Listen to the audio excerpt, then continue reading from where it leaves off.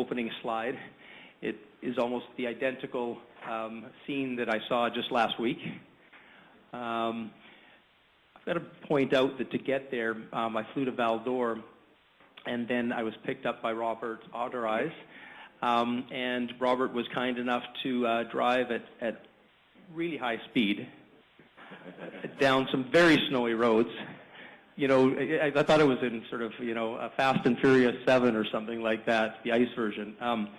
And so we drove for about 2 or 3 hours, you know, sliding around corners and just recovering at the last second. He seemed very calm, you know, very, very calm the whole time. And we ended up at Windfall Lake. For those of you that haven't been there, it'd be wonderful for you all to be there because it is really quite a remarkable scenery and a site. But also the way JP has organized this whole operation is really top-notch. And so just to kind of show you around a little bit, this is our camp up in this area. This is a camp that will house about approximately 60 people. And it has got all the, you know, the cooking and the medical facilities and accommodation and all that sort of thing in that area.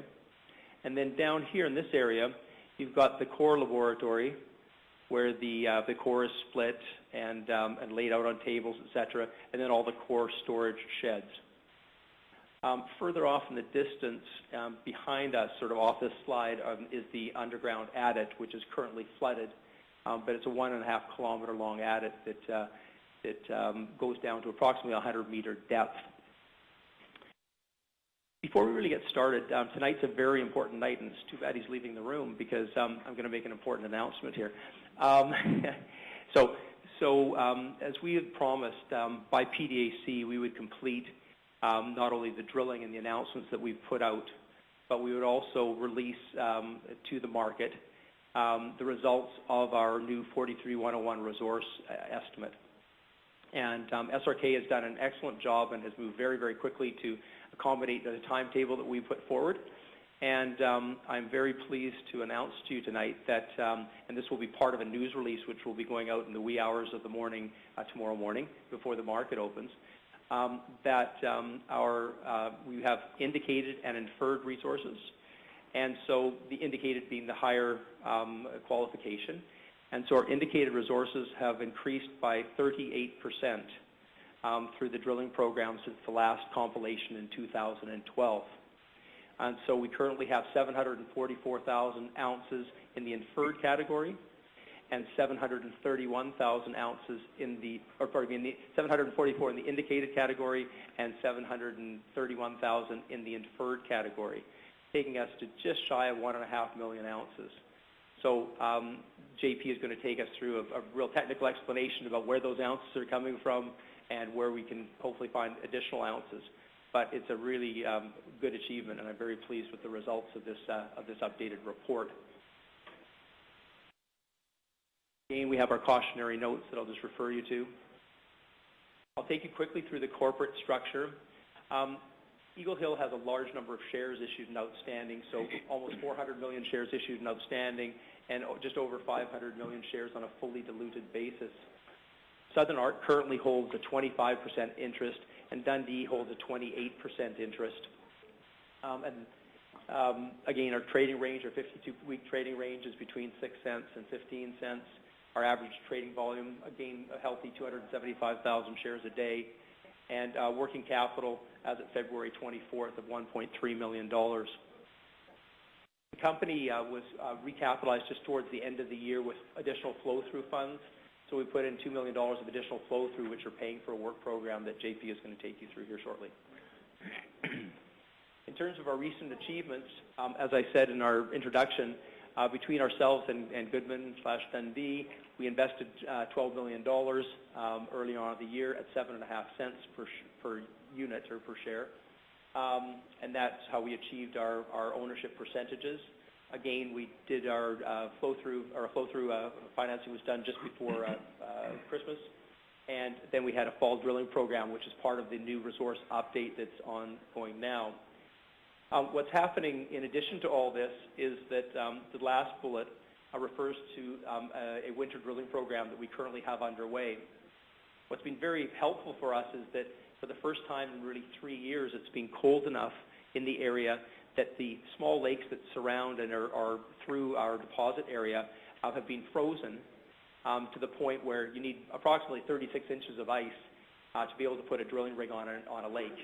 And so we've got about 39 inches of ice, and so we have a full-blown drilling campaign out there now that's covering areas on 2 lakes that are adjacent to our property. Again, from a share performance standpoint, Eagle Hill, in this case, Eagle Hill has outperformed its peers, unlike Southern Arc. It's been up 29%, whereas the TSX Venture Index has only been up 10%, and the Junior Gold Miners Index has been down 12%. So we're beating the trend here. This is a slide that we really like to refer to, and what it underscores is the fact that we were looking for high-grade gold, again, in a very safe jurisdiction.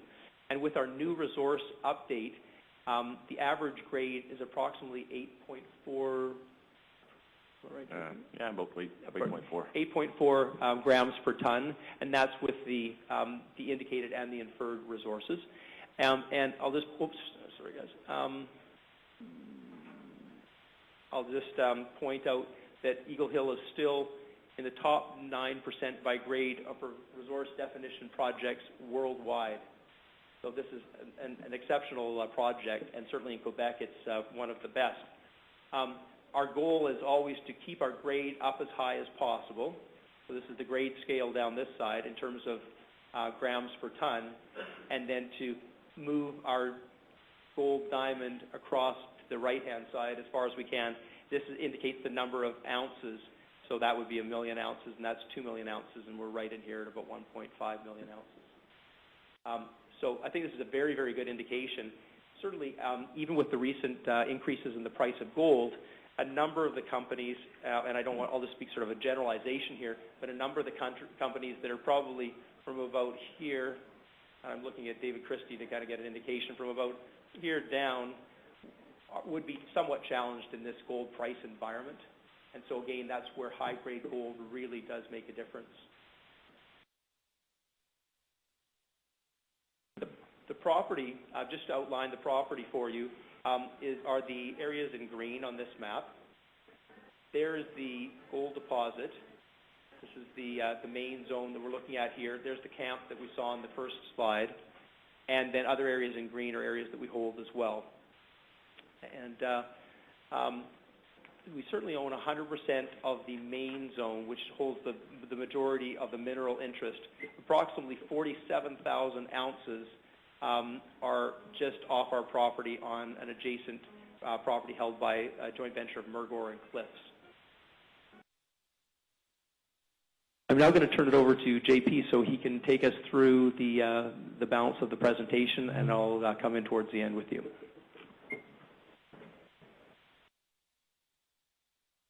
Thank you, John. Jean-Philippe Desrochers, VP Exploration for Eagle Hill. I've been on the general area since 2005, on and off, and more permanently since 2011. So what we've done in the fall of 2013, from September to December, we've drilled over 28,000 meters in 68 drill holes. And the drill program was aiming at doing 3 things, testing 3 different areas, and it's achieved its objectives. Confirm the extension of mineralization up to 500 meters to the southwest of the known main zone, and confirm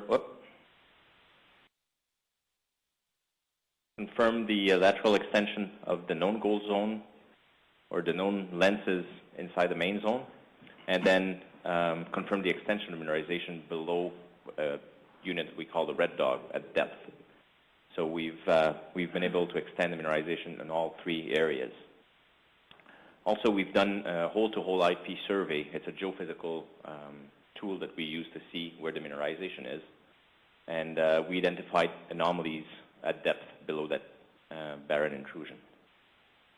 We also completed, just before Christmas, a surface IP survey, again to see where we could have a similar style of mineralization to the south of the property where it hasn't been surveyed in the past, but that lines along a trend of other showings and along a similar trend than the one we have for the main zone.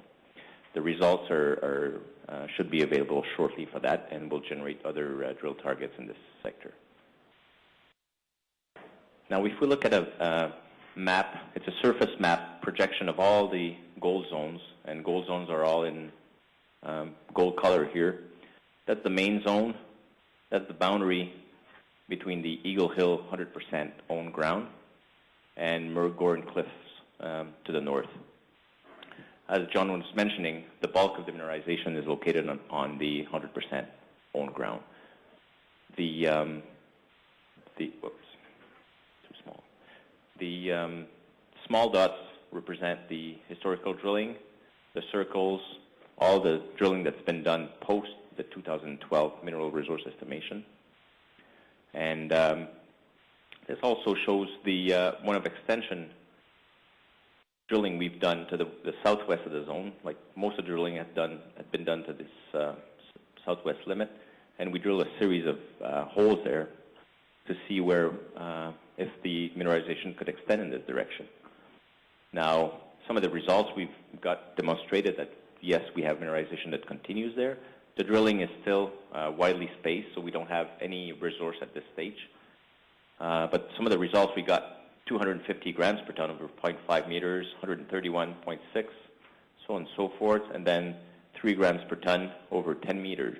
Similar kind of widths and some grades that are similar to the main zone. So there's more definition drilling or infill drilling that has to be done to connect those values into zones, but that will be part of a follow-up drilling program. What we've also done, just to show you where this is the zone 27 would be located here, and the Caribou zone is located in the southern part here. So we're going to discuss mostly those two main lenses. There are a number of smaller lenses in between that contribute to the overall mineral resource. Those lenses are up to 100 meters in strike length, so they're not just a few meters. But the bulk of mineralization is really located in the zone 27 in Caribou. If we look at a long section, I'll go back. A long section, basically we're going to look at like if it was a road cut, vertical, and we're going to be looking to the northwest.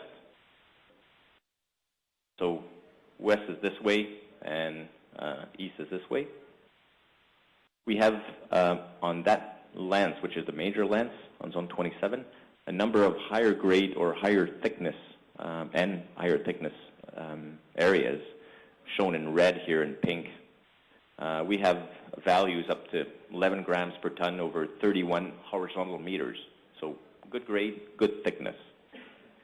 Further down, 21 grams, 4 meter, 9.7, 4 meters, 10 grams, 8.8 meters. So very good grade, very good continuity. We have a strike length of known mineralization from section 2100 basically to 2800, so 700 meters of continuous mineralization. We drilled 44 holes on that extension of the main zone, close to the known lenses. We were able to extend that mineralization. For example, hole 527 expanded what was already good grade, 18 grams over 22 meters. And we expanded in this area 415 grams over 4 meters. And we've also expanded in the upper portion 11 meters at 3 grams. Again, those are horizontal meters. What was very important also, we drilled below what we call weakly mineralized intrusion called the Red Dog. It's shown in gray here. We drilled a number of holes below that intrusion, and we intersected values of up to 11 grams over 37 meters, showing that we have mineralization that continues below Red Dog, but also showing that there's continuity between drill holes. So that gave us the confidence that the mineralization that's above the Red Dog is also present below the Red Dog, where we have very few holes. Right now, in the last mineral resource that's going to be released tomorrow, we have in 2 lenses below Red Dog, we have 120,000 ounces at above 8 grams. So similar grade, and it just shows that mineralization can continue. Now, if we look at a vertical section, I'll go back 2 slides. It'll be a section through the center of the deposit here. And it's a vertical section. We're looking to the northeast. It's a geological cross-section, but I'll go in the major features here. Our mineralization is hosted in dikes that are brown, purple, and the Red Dog is cross-cutting everything at a depth of about 500 meters. Mineralization is clearly associated with some of the dikes, down dip as well as on strike. We drilled, in addition to this at close to surface, we drilled 3 holes and wedges below Red Dog, and some of the values I just shown in the, before. What's also interesting to note here was we have a fragmental porphyry unit that's only present in one area in the deposit. Now, below Red Dog, this intrusion is located here. Most of the mineralization is to the north of that intrusion, which opens all the possibility in this sector where we haven't drilled yet. JP, for the benefit of our webcast viewers, can you try to describe that? Oh, sorry for that. Thank you. To describe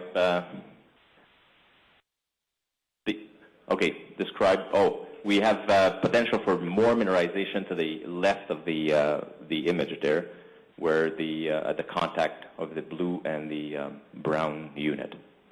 But it's because that purple structure has fragmented, right? But because that fragmental unit that's present above the Red Dog seems to have been displaced below the Red Dog, displaced to the left.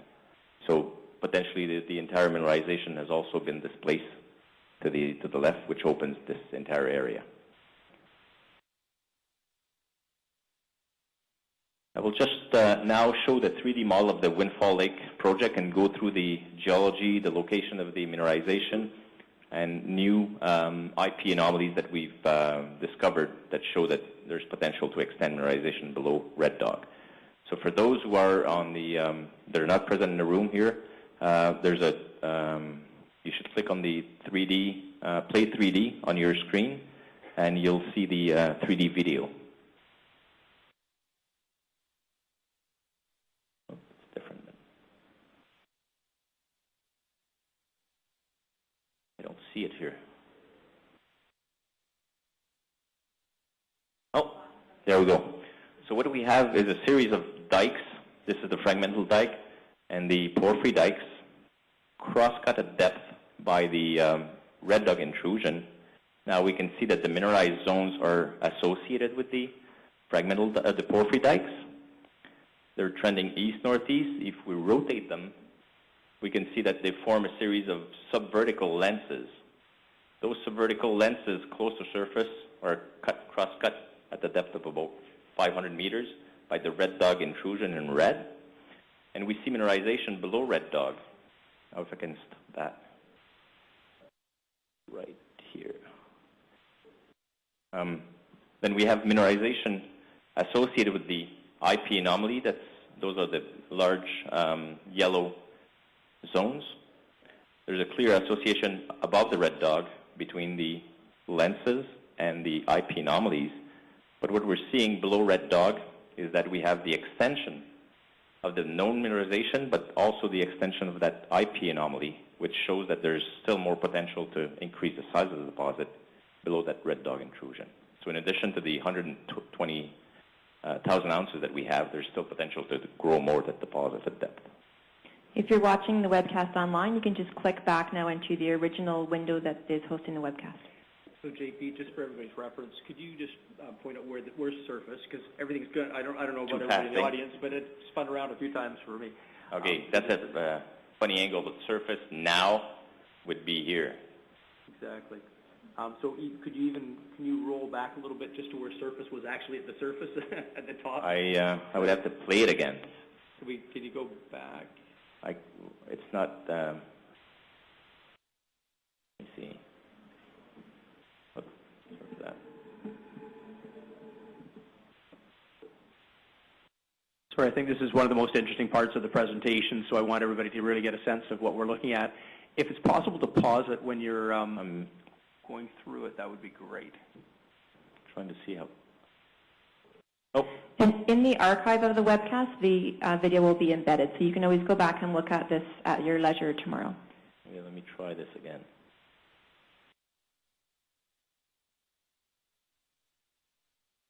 Okay, so now we're looking almost down. Surface would be parallel to the screen. So that's for the people in the room here. The mineralization is trending east-northeast, parallel to the porphyry dikes.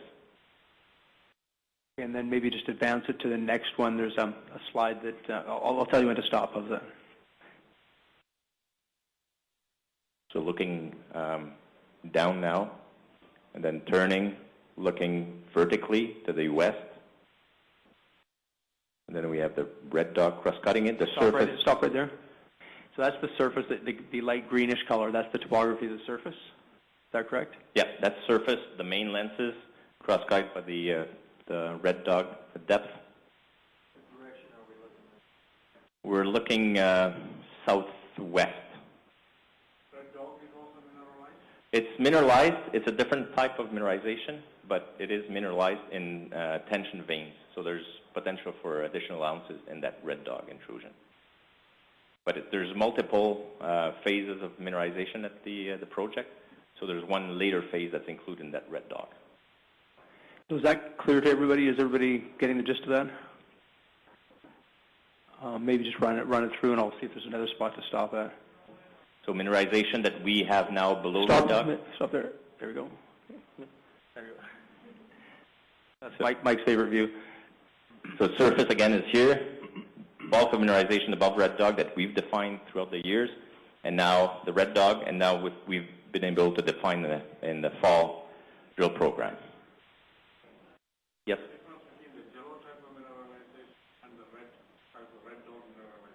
Okay, there was one question in the room here. What's the difference between the mineralization above the red dog and mineralization in the red dog? Yellow and red. Okay, in the yellow and the red. The mineralization in the yellow above the red dog is hosted in a series of pyrite stockwork. So it's like veinlets of pyrite and disseminated pyrite. In the, comes from, interesting. How do we get rid of that?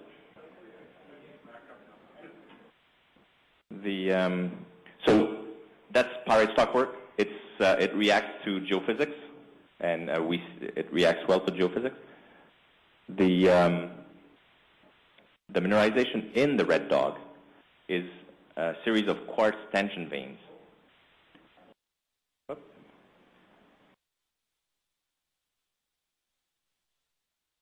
So what we're seeing a series of quartz tension veins inside the red dog.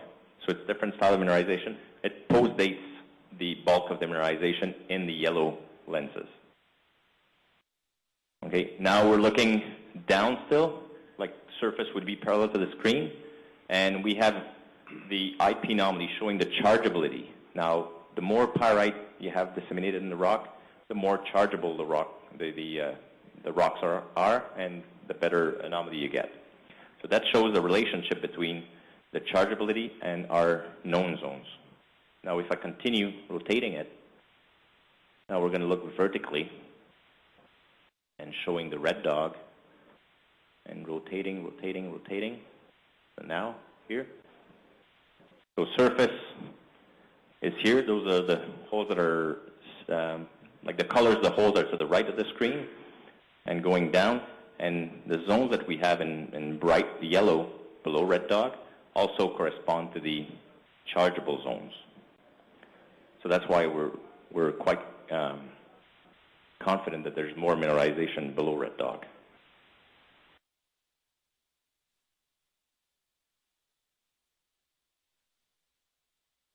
Any more questions on this slide? That's the main zone. We have other satellite zones, F-17, F-51 that I think I'll show on a map.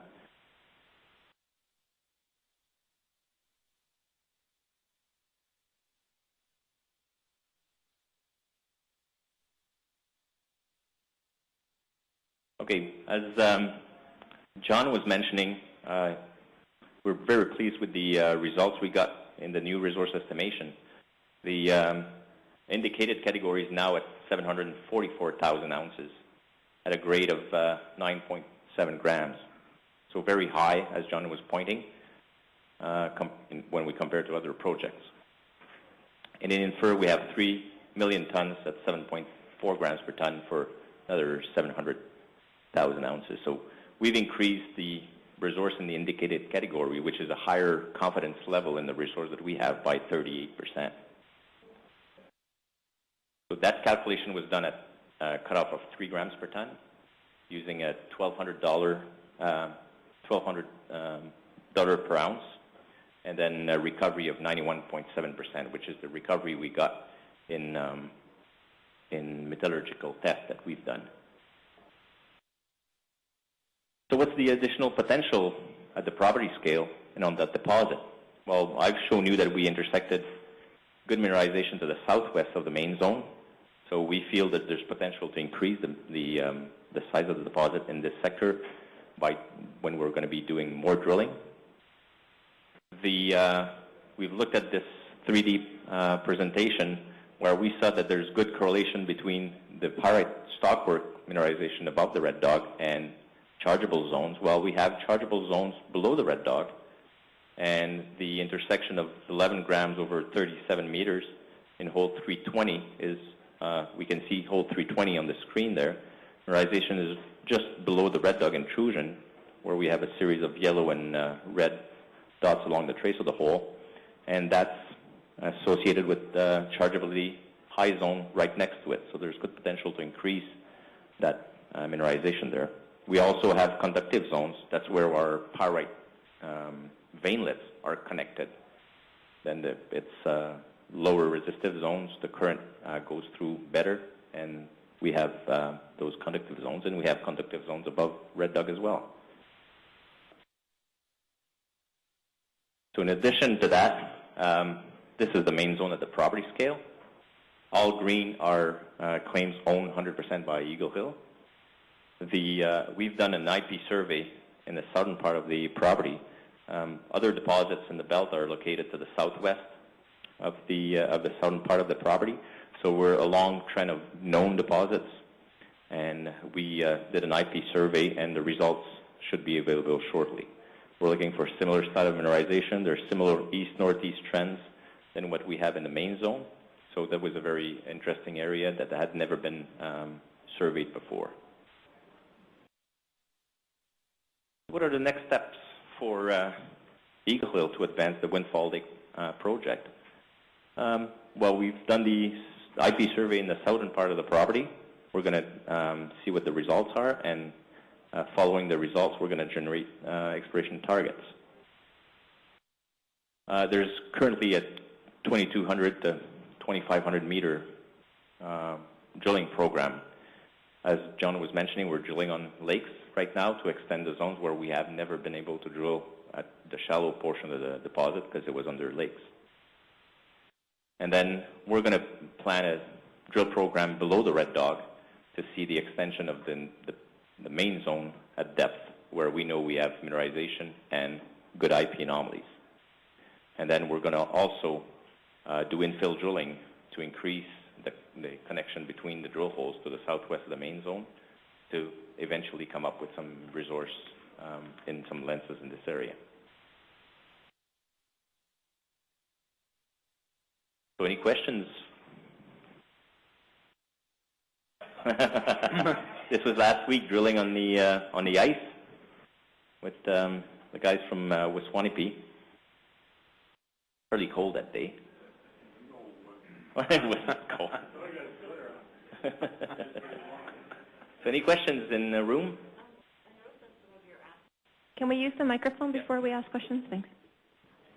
I noticed that some of your assay results were about 417 grams per ton or over 1,000 grams per ton. Can you explain why you got such large assay results?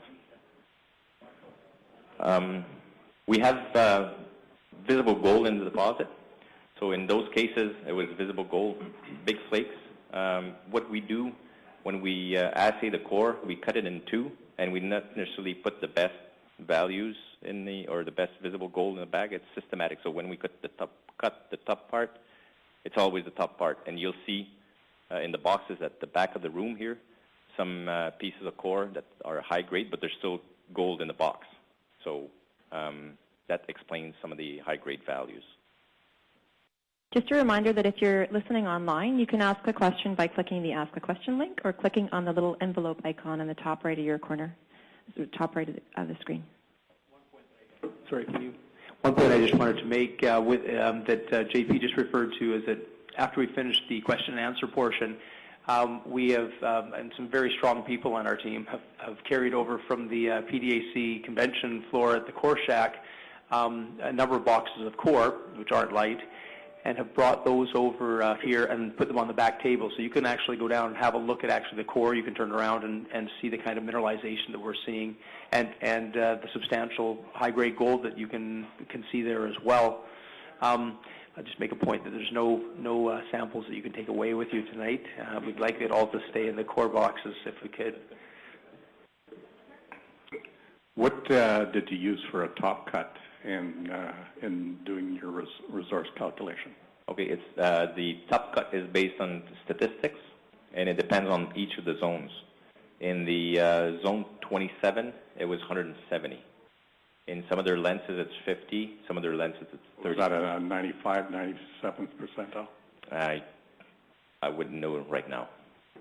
It must probably be the 95th percentile of the upper population, yeah, where you've got a high and a low population. And what would be the median for the average thickness of your zones? Because the average is going to be all skewed because it looks like you've got very narrow zones and some very wide zones. So the average is somewhat It's about irrelevant. 5 meters. The median? Yeah. Really? All of those intercepts look like they're less than 1 meter in terms of the ones. Oh, the ones to the west. Well, I'm not sure where they're. Yeah. Those the ones that were listed on the left side. Yeah. They're the ones to the west, and they're all. As I said, in this area, we don't have a resource because there's not enough continuity, and it's just sparsely distributed. Okay. So how comfortable are you with true widths on your drilling then? In the drilling in the main zone, it's about 70% of the core length. We drill at an angle of about 55, and the zones are subvertical. So it's about 68 to 70%. Okay. I may have a few that I won't bother talking about now. Maybe we'll chat after. But I did have one other question, maybe for your compatriots there. Share consolidation is never something that I'm particularly excited about, but in your case, you got 500 million shares outstanding. I'm not going to ask you how you feel about that because that's always a loaded question, but I'll make my question even more loaded. What would be the appropriate time and event that will cause you to give a consideration for share consolidation? Good question. From my standpoint, and you've hit the nail on the head that you don't just consolidate for consolidation's sake. I think the key thing is that you want to have a catalytic event. You want some sort of event that is an important event for the company if you're going to consider a consolidation. You want to make sure that whenever you consolidate that it's going to be underpinned so that the consolidation number doesn't just drop, the share price just doesn't drop down to wherever it was before you consolidated, something along those lines. So I'm very, very sensitive to that. What we've done is not focus so much on consolidation, certainly this time, but really put our dollars and our efforts into advancing the deposit. Certainly the two major shareholders, being Southern Arc and Dundee Goodman, are well aware of the percentages that we own. So right now we're just taking it as percentages. And so that's where we stand today. So it's something that our board considers. We've made no firm decisions on anything like that. And again, we're trying to work through our program based on some of the results that we have now, the winter drilling program that we're doing, the new IP results that we're hoping to get shortly, and then that will determine our plan for the next 6 to 12 months. And then, along with that, we'll consider other more administrative stuff, like consolidations. More questions? The last results we saw on metallurgical testing were plus 90% recovery, but that's kind of old information, at least if I remember correctly. I wanted to get an update on where you stood on your metallurgical testing. Well, that was done last year, actually. So we've done 2 different tests. When we were older, we had 97% recovery in the sulfide phase, but we didn't leach that. So we've done one last, it was in 2013. Took 3 samples in the deposit of different, like higher up, lower down, different lenses, and got results for the 3 of them, and then combined them to make a combined sample, I would say. And that's how we obtained the 91.7%. It was a combination of gravity, flotation of the sulfide, regrinding the sulfide, I can't remember the size of it, and then cyanide leaching of the sulfide.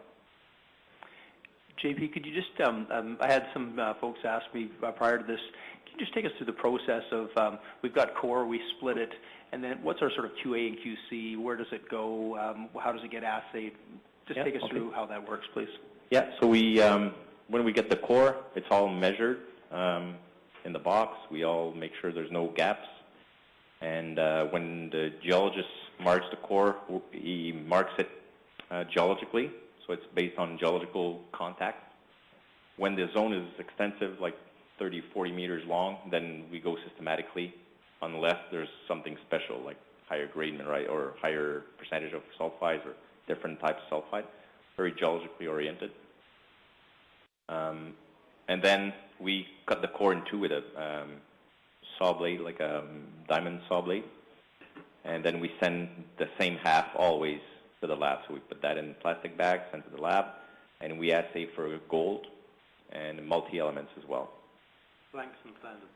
And we, as we do this, we put every 20 sample a standard, a certified standard, and we put a blank in every 20 samples. So basically, we have 5% of standards and 5% of blanks.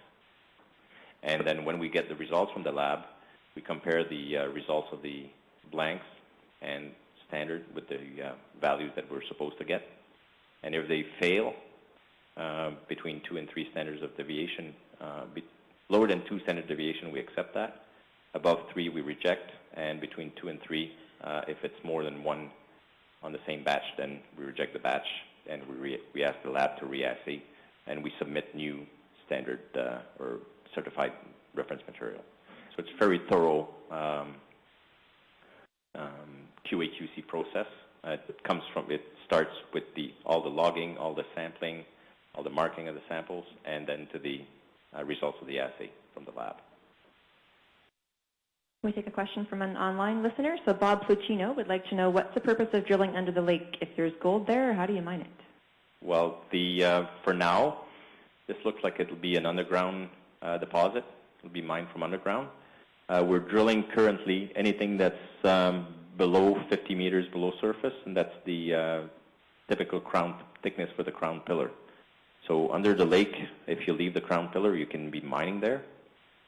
And so there's no problem in mining there. What we're doing this winter, because we're drilling under the lake, we got to cement the holes and we remove the casings, whereas on the rest of the property, where it's on land, we kept the casings there, and the holes are still open.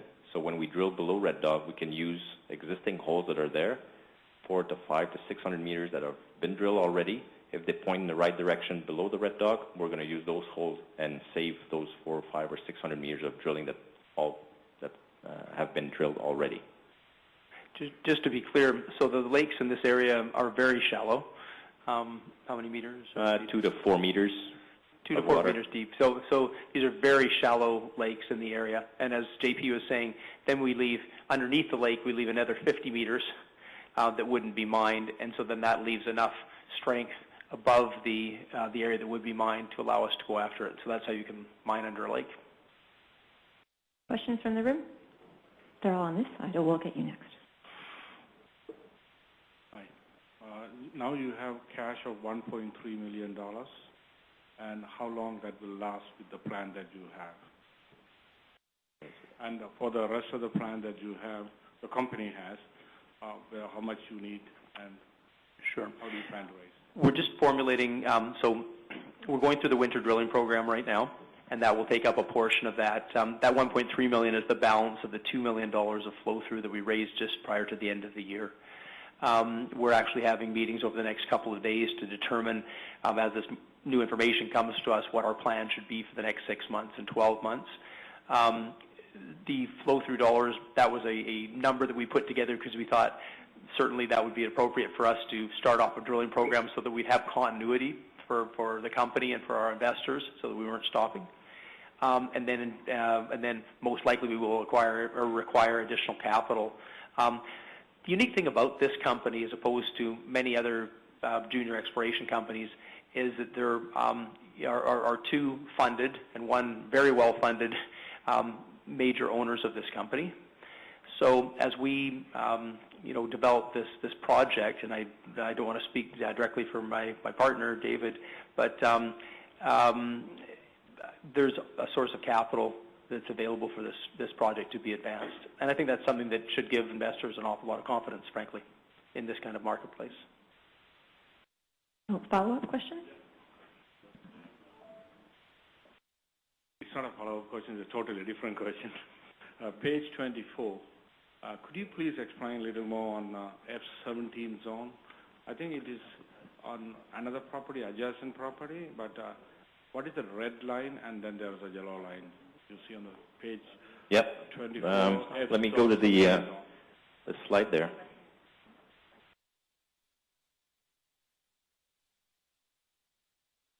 Here. So this is the limit of the property, in the dash red line between 100% own Eagle Hill and the Murgore Cliffs agreement. F-17 zone is a shear hosted mineralization, typical of Val d'Or or Kirkland Lake, typical Archean shear hosted. There's not a lot of mineralization in this area. There's about 25,000 ounces. So it's present there, but the bulk of the mineralization and where we're really focusing is really the main zone because of silo mineralization and because of the thickness of the zones, the grade, and yeah, that's basically it.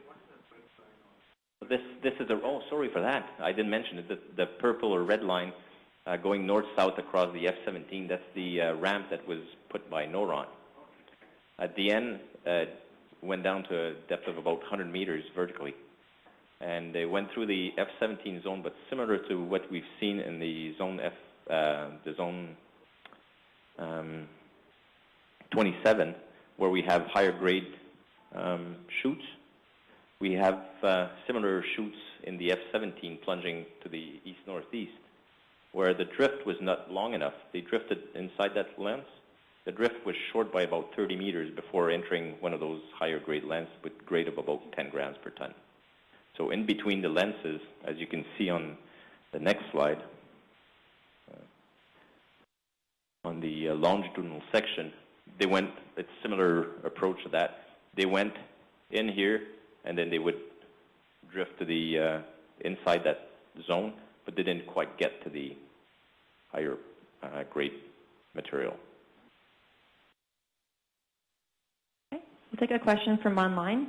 So one of our shareholders, JP, I'm afraid, is disappointed in the increase in the resource. He's wondering what kind of impact you expect to see from drilling this year. Well, it all depends on... Your crystal ball out. Yeah, no, but the drilling that we're doing this year will be a small increase in the upper portion. We're testing the lenses, the extension in the upper lenses. So it'll be, if there's anything, it'll be minimum increase. But the biggest increase will certainly be in the western portion here and at depth below the Red Dog, for which we're planning a drill program. JP, can you just highlight where the drilling program is on the lakes right now, just for the audience? So we've got 3 lakes we're targeting. This lake, which will test the extension of the upper portion of that lens 27, and we're drilling in this lake at the moment where we want to extend zone 27. We have it at depth extending, but the top part hasn't been drilled, so we are testing that closer to surface. And we're going to be also drilling in this western sector, the western, the left corner, the left side of the slide, where we have a small lens that was intersected by previous drilling. Similar type of mineralization.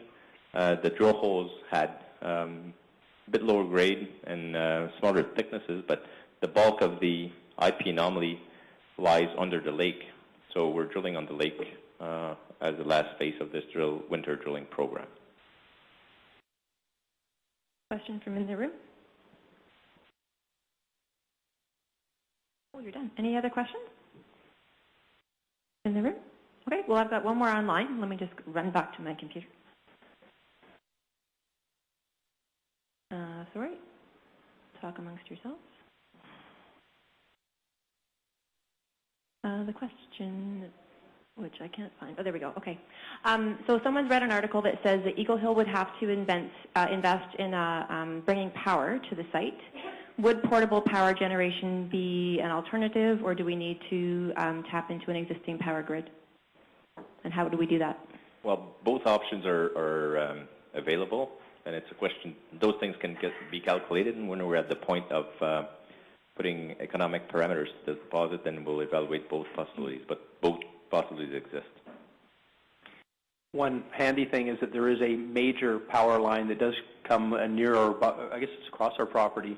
Unfortunately, the City of Montreal might be a little bit unhappy if we tapped into that, so I think we'll have to think about that as one other element. Yep. Not on this map, but if we go to slide 19, this is the property, the main zone, and then the two dashed lines that are running north-south are the 2 major power lines that are distributing power to Montreal. So the closest substation would be about 100 kilometers to the north, or there's another 100 kilometers to the west in Quévillon. Another question online. How many ounces of gold would you need to identify before we could go ahead and build a mine? Maybe I'll take a stab at that, and I'll pass it to my colleagues. One of the things that we need to do now, as we've been improving the inferred and indicated resource here, is to determine how much more exploration. So how far do we want to continue to expand this resource now on an exploration, or when do we start doing definition drilling that's moving it towards a PEA, a preliminary economic assessment. So that's one of the things that we are continuing to think about and starting to put a little bit more effort into now that we're getting our results through. So along with that decision, that's where you start looking at economic parameters and how many ounces and all that sort of thing. But I don't think that's something we can answer for the, I don't think that's a question we can answer tonight. But yeah, my view there, the key thing we're trying to achieve at the moment is absolutely establish what the scale of this project is likely to be. Work today is really focused in one small area, and until we've completed the next probably 6 to 12 months of exploratory drilling that'll give us full understanding of the scope, the size potential of this area, it's premature for us to start making predictions or starting on engineering studies and engineering costing as to what style of operation we will be putting into place here. Okay. Are there any more questions from the room? What's a quiet bunch today? Okay, before I hand it back to John to wrap up, I just want to remind you that the website will be archived on both Southern Arc and Eagle Hill's websites for 6 months. If there are any questions that you didn't have a chance to ask today, or if they for some reason didn't come through to me, just send me an email and I'll make sure that those get added to the online Q&As.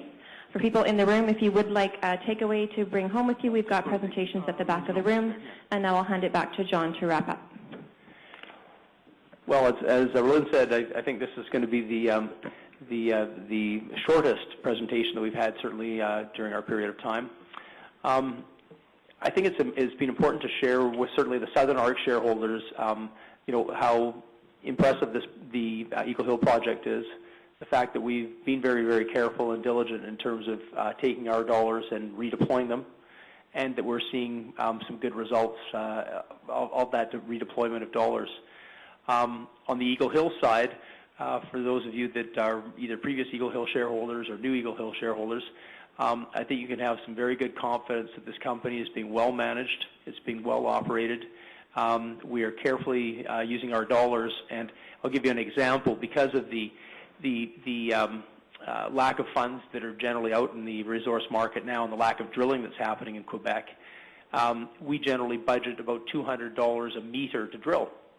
Right now we've been spending approximately $115 a meter all in to drill, which means that we can get more bang for our buck. We can get more meters drilled.